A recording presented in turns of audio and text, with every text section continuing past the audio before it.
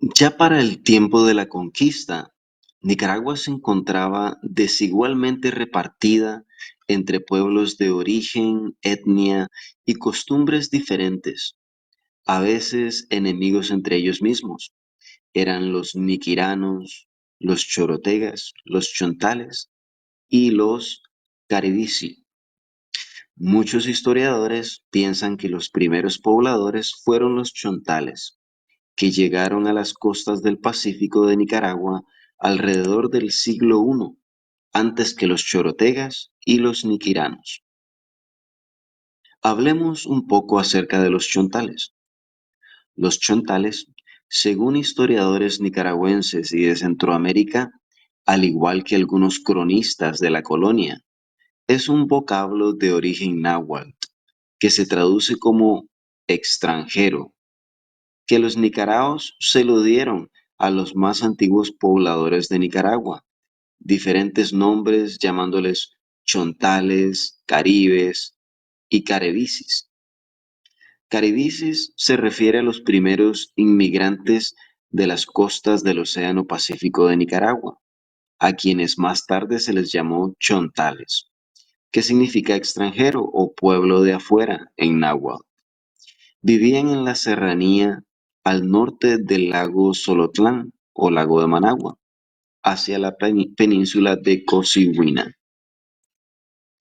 Los cronistas españoles llamaron a los habitantes de la región central montañosa chontales, un nombre un tanto genérico aplicado a todas las tribus alrededor de los lagos, a las que consideraban como gente ruda y diferente a los grupos de origen mexicano que vivían al suroeste de Nicaragua.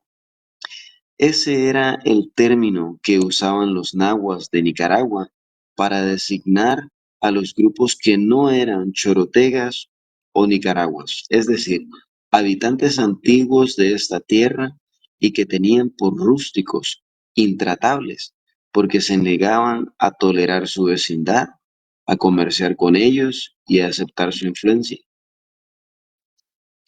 Así es a los chontales, a quienes se les tienen como el grupo indígena más antiguo en la región nicaragüense.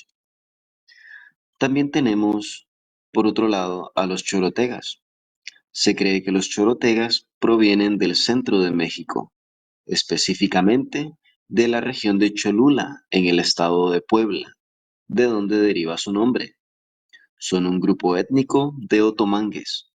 Es el grupo indígena más grande del país. Entre los años 500 y 700 después de Cristo, los chorotegas migraron desde el centro y sur de México a partes de Honduras y Costa Rica, pero principalmente Nicaragua, debido a la tierra fértil que rodeaba los grandes lagos de Nicaragua y Solotlán, desplazando a los chipchas que ya habitaban estas tierras. Los chipchas fueron un pueblo indígena americano que ha habitado el altiplano cundiboyacense y el sur del departamento de Santander, en el centro de la actual Colombia, desde aproximadamente el siglo VI antes de Cristo. Habitaban también en esos entonces los niquiranos. Eran nahuas, llamados también níquiras, o mejor conocidos actualmente como nicaraos, llegados desde tierras mexicanas a raíz de la caída de Teotihuacán entre el 600 y el 650 después de Cristo. Descendientes de los nahuas ocupaban toda la parte comprendida entre el Gran Lago y el Océano Pacífico, también las islas de Ometepe y Zapatera, las cuales, según el eminente historiador don José Dolores Gámez, eran una especie de santuario y dedicadas exclusivamente al culto. Bueno, para todos estos pueblos en general, la guerra era sagrada y las causas principales religiosas y territoriales, relacionadas con su cosmovisión, tradición y cultura.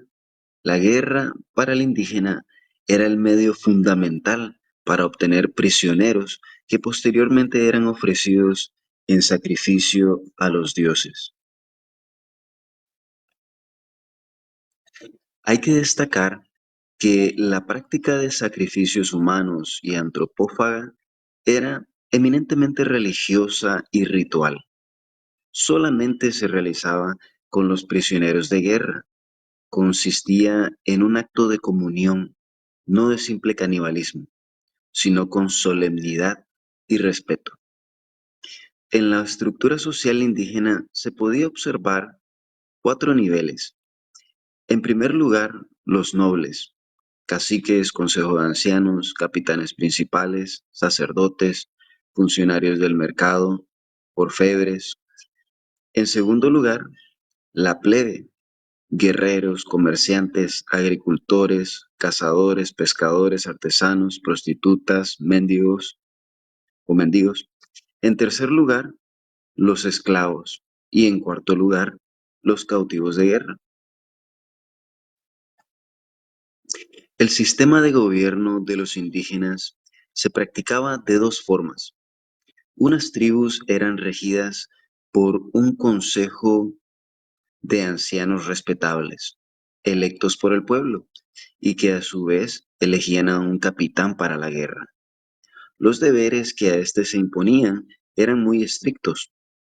De tanto respeto gozaba la autoridad de los ancianos, que no había peligro de usurpaciones por parte del capitán general.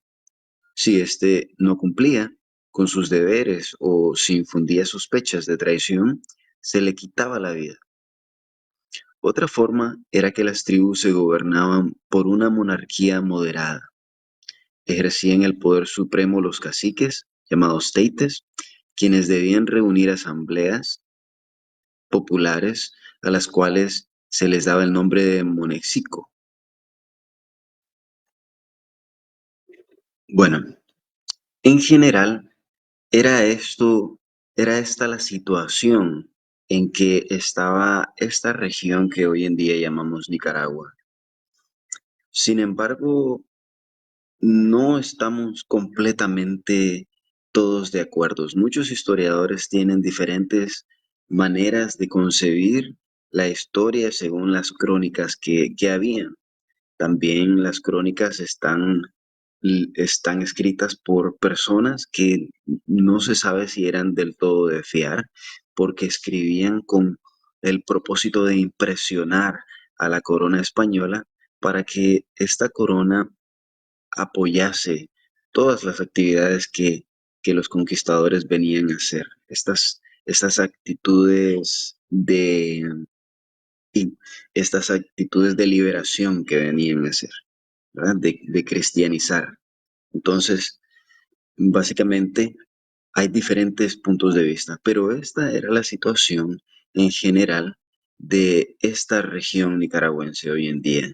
Desde estas pirámides que vienen de hace muchísimos siglos, también las huellas de Cahualinca y el Conchero, son tres áreas arqueológicas que nos dan una pista de qué tan de la antigüedad que tienen estos lugares de estar ocupados, ¿verdad? Incluso los arqueólogos que estudian las pirámides piensan que todo comenzó desde acá, desde Nicaragua, de la región nicaragüense, y se fue esparciendo hasta el sur y el norte, pero que el origen de las civilizaciones, incluso del mundo, según este historiador, arqueólogo, comenzó aquí, en esta región nicaragüense. Sin embargo, como sabemos, cuando los españoles llegaron a Nicaragua con una estrategia que les había dado resultado en los territorios conquistados, que era sembrar la discordia y fomentar la guerra entre los grupos indígenas, se dice que la alianza de los nicaraos y los españoles les permitió sobrevivir entre la coyuntura como grupo social y de paso consolidar su presencia como etnia dominante. Hablamos de los nicaraos, ¿ok?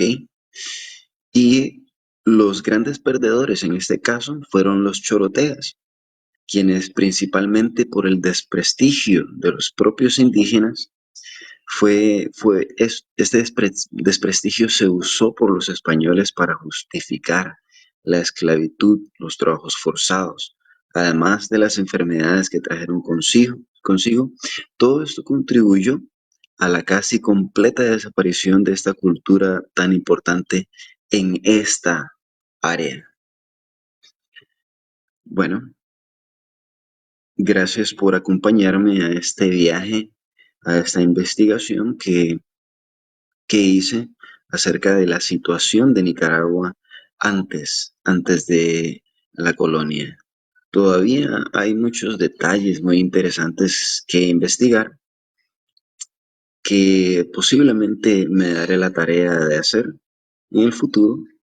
Um, pero si has llegado hasta aquí, dale like, suscríbete y dime qué piensas o qué otro dato sería bueno investigar. Nos vemos.